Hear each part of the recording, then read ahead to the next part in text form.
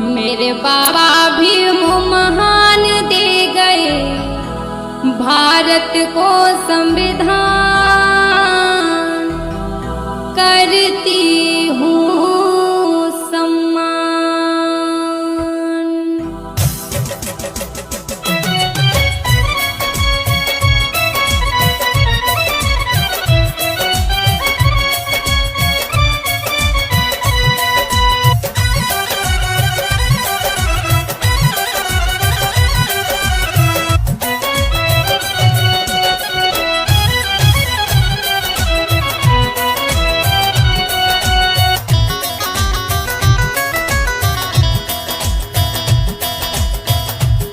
मेरे बाबा भीम महान दे गए भारत को संविधान, करती हूँ सम्मान।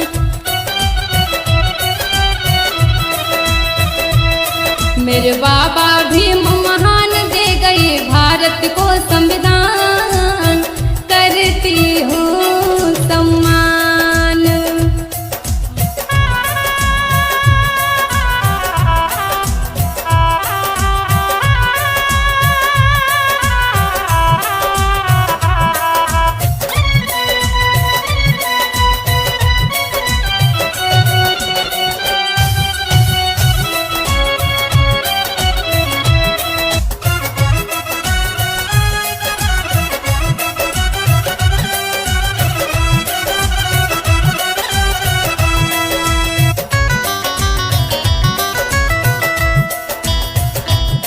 मेरे बाबा भीम महान दे गए भारत को संविधान, करती हूँ सम्मान।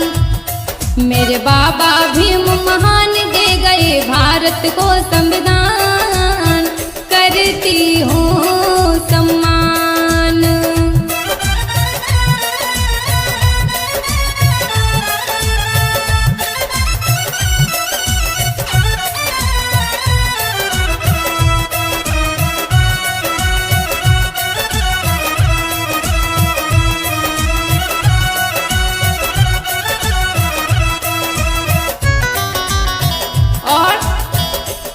अगर भीम नहीं होते संविधान नहीं होता,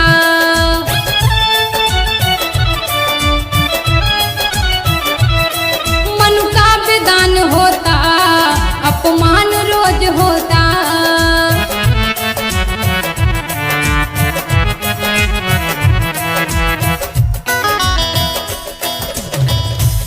अगर भीम नहीं होते संविधान नहीं होता, मनु का विधान होता, अपमान रोज होता। खुद झेली मुसीबत तुमने और फिर हमें दिया स्वाभिमान, करती हूँ सम्मान।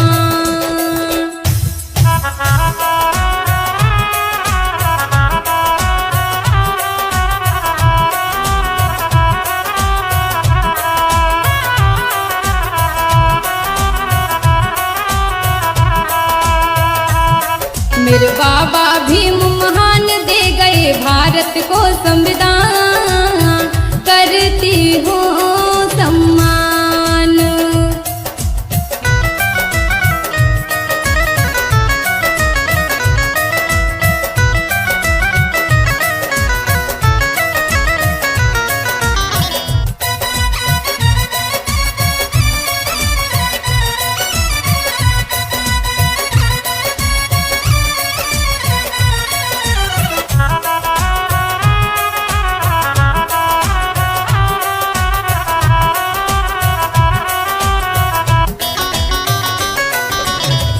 और हमारे बाबा साहब ने हमारे और तुम्हारे और सभी के लिए क्या किया, इस गीत के माध्यम से सुनिए कैसे। संविधान बना करके ये समानता दी है,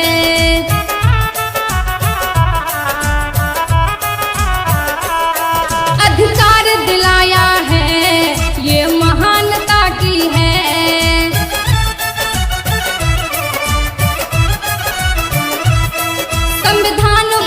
करके ये समानता दी है, अधिकार दिलाया है, ये महानता की है। और जातिवाद को तोड़ भीम जी दे गए जीवन दान, करती हूँ सम्मान। मेरे बाबा भीम महान बना गए भारत का संविधान, करती हूँ सम्मान।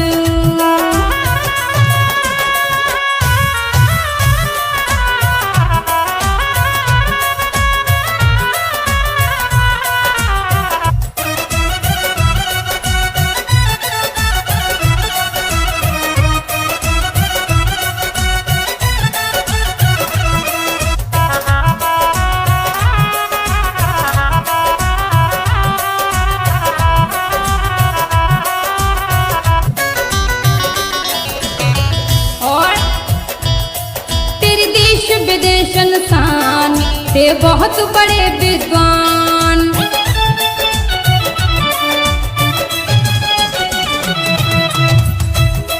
तेरे देश विदेश इंसान थे बहुत बड़े विद्वान।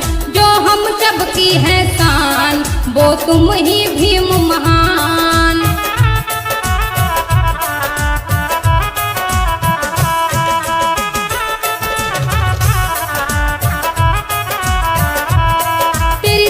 विदेश इंसान ते बड़े भीम विद्वान।